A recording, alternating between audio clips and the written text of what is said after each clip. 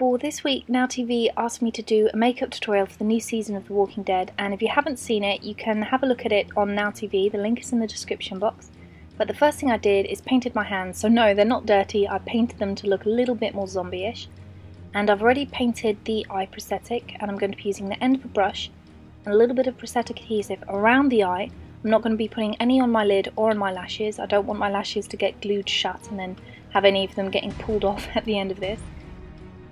I put prosthetic adhesive on my skin and also around the edges of the prosthetic, but for any little areas that I might have missed, I'm going to take the end of a paintbrush, a little bit of glue, and then pop it right underneath and then pat everything down. If you've seen the Millie Macintosh Walker tutorial, then you know that one of the recommendations is to try and think what happened to this zombie to make it look the way it does. And my idea for this zombie is that maybe it got into a little bit of a fight with Michonne and got its eyeball cut.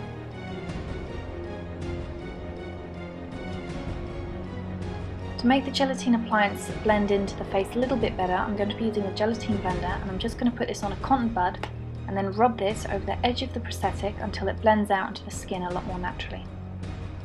For the next part, I'm going to be using latex. If you don't have latex, you can also use eyelash glue. It's exactly the same idea. What you want to do is you want to pull the skin so it's a little taut, and then you're going to dab the latex all over the skin, and you're going to be quite rough with this so that the skin looks a little bit blotchy and a little bit like it's tearing and old and paper-like. And especially around the mouth, if you really stretch your mouth after it's dried and after you've applied powder several times, it's going to stretch and create all these lovely folds in the skin. Next, I'm going to be using a death wheel, and I'm first going to be covering the lips, and then I'm going to be going underneath the cheekbones. I'm contouring a little bit, but I'm not trying to make my face look good, I'm trying to make it look worse. So instead of doing it in lines which would actually be flattering to my face, I need to do the total opposite.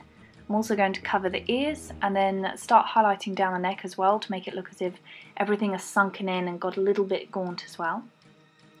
Once I've drawn the lines, I'm going to blend them out, and you can use a blending brush, but you can also use your fingers as well if you're doing this, because it really helps you see where things sink underneath your skin as well, which you can't always tell if you're brushing over things with a brush. On the edge of the nose, I'm going to draw a line down towards the edge of my mouth, and I want to make my face look a little bit gaunt. And I'm also going to be using a little bit of a purple on the other side of my face, right where I've got those wrinkles in the latex. And I want to really work that into the face, especially around the eye, where I'm also going to use a little bit more red just to cover up the edges of the prosthetic. And also because if your eye's been slashed open, it's not going to be pretty. Another thing that isn't going to look pretty is putting on the tooth enamel. You want to do a little bit of a gopher face, and you're going to dry your teeth, otherwise the tooth enamel isn't going to stick to it. And you're just going to try and fill in the gaps between your teeth. So dab your finger over it just to really rub it into the cracks. Wait for it to dry, and then you can leave it like that and it should stay. With an eyeliner brush and some cream makeup, I'm going to add a few more details onto the latex side of my face. If you don't have cream makeup, something else you can use as well. It's just red lipstick, it's pretty much the same thing, and it's a really good thing to use if you need to improvise a little bit.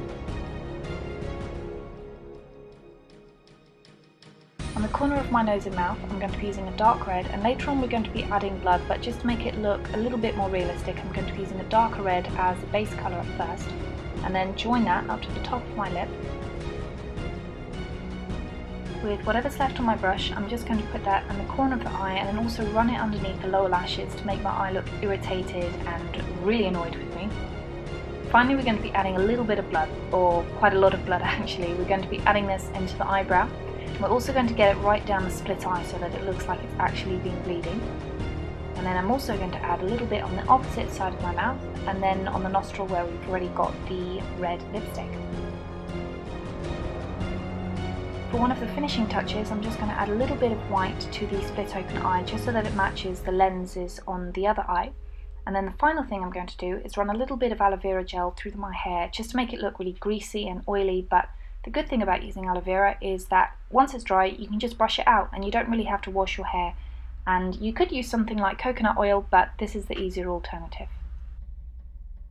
And that's it, that's my Walking Dead Walker look, and if you want to see the series you can see it on Now TV. I've put the link down in the description box, and I hope you liked the video.